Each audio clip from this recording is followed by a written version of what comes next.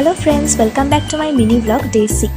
তো আজ সকাল সকাল উঠে জল আর ছাতু খেয়ে নিয়েছিলাম। তারপরেই ঠাকুরের এখানে পুজো দেওয়া হয়ে গেছিলো, কারণ আজ ছিল শুভ রথযাত্রা। দিনটা ছিল খুবই শুভ, আর এই ছিল একটা ছোট্টখাট্ট রথ সাজানো।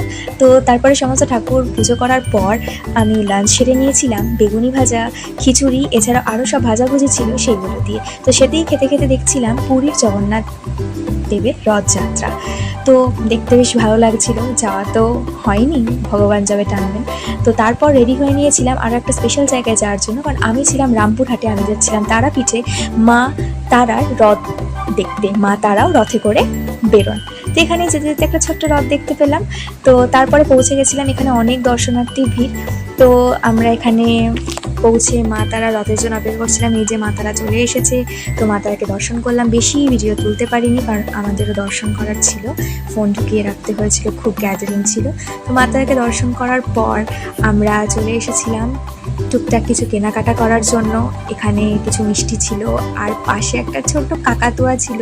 কাকাতুয়াটা কি মিষ্টি ছিল কি বলবো।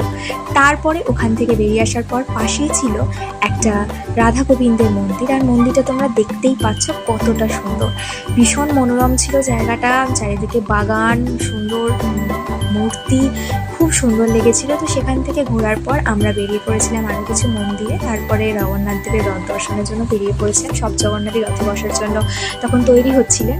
তো যতটুকু পারলাম দর্শন করলাম। তো বাইরে দেখতেই পাচ্ছ এত ভিড় রথ বেরোনোর জন্য। তো পুরোটা আমি এই ব্লগে দিতে পারিনি, নেক্সট পার্টে আমি বাকিটা দেব।